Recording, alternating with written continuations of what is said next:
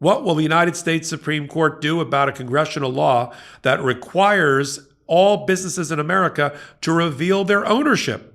Is that a good thing or a bad thing? Is there a First Amendment implication, or are we talking about national security? We take it up on Unprecedented, only on the Legal AF YouTube channel. You're here already. Take a minute, hit the free subscribe button, and here's a clip from our most recent episode with Dina Doll and me, Michael Popok. Take a listen. Why don't we turn to the, quickly, because this one doesn't really need that much time, to the anti-money laundering provision, where they backed Congress and said, no, it's not unconstitutional. It's not a violation of somebody's First Amendment or compelled speech to tell the world that you own a business and know who that person is, and not some sort of, named after your dog company, so you don't really know who it is. And, and they're hiding, or Russian money or Chinese money or other money, governmental money or terrorist money. We should know who people are. What was your takeaway from that ruling? Why don't you talk about why Ketanji Brown Jackson dissented on that? Because it sounds weird. She dissented. She was against transparency and ownership. No. So why don't you talk about that? Well, the interesting thing about this ruling, which is what we discussed in a different Unprecedented show, was the government was also asking the Supreme Court to look at universal injunctions once and for all. That's the idea, exactly what just happened in Seattle, well, at least with the restraining order, of stopping the executive order and it applying across the country, because the law applied across the country. And so the Biden administration didn't like that, right?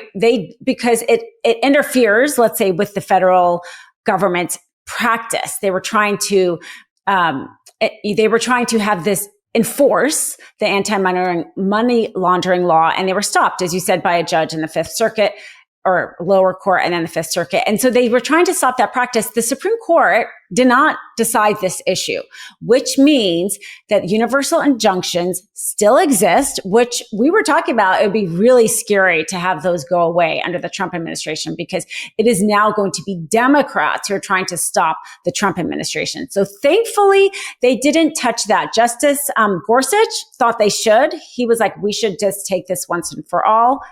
The reason why Justice Ketanji Brown Jackson dissented was really the timing. She thought that this didn't need an immediate review. She said the government took a long time enforcing this law. The lower courts are actually going through this fairly quickly. I don't think we should step in now. That's where she landed. And I do think that we have seen her more than once also kind of take a independent, let's say, decision. So I do think her and Justice Amy Coney Barrett are themselves, I don't know if Justice Ketanji Brown Jackson is a swing vote so much, but I think she also has that potential for them to kind of be the powerhouse that we talked about, both of them, because she does more than once take her own view on things. Yeah, she just didn't like Ketanji Brown Jackson. Just didn't, as you said, didn't like the procedure. She didn't think it was an emergency, and she thinks because the underlying issue is still making its way through the appellate courts about constitutionality of the transparency thing.